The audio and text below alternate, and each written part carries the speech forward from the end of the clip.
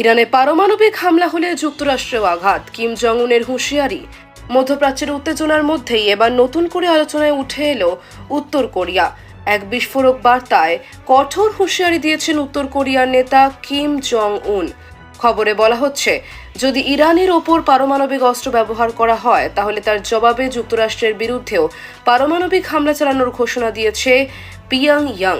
উত্তর কোরিয়ার পক্ষ থেকে বলা হয়েছে, মধ্যপ্রাচ্যে যদি পারমাণবিক যুদ্ধ শুরু হয় তাহলে সেটি শুধু একটি অঞ্চলের মধ্যে সীমাবদ্ধ থাকবে না, বরং তার প্রভাব পড়বে পুরো বিশ্ব জুড়ে। বিশ্লেষকদের মতে এই ধরনের বক্তব্য আন্তর্জাতিক পরিস্থিতিকে আরও উত্তপ্ত করে তুলতে পারে, কারণ ইতিমধ্যেই ইরান ও যুক্তরাষ্ট্রের মধ্যে উত্তেজনা বাড়ছে, আর তার মধ্যেই উত্তর কোরিয়ার এই হুঁশিয়ারি নতুন করে উদ্বেগ তৈরি করেছে। তবে এখনো পর্যন্ত এই বিষয়ে যুক্তরাষ্ট্র বা অন্যান্য শক্তিধর দেশগুলোর পক্ষ থেকে আনুষ্ঠানিক কোনো প্রতিক্রিয়া আসেনি।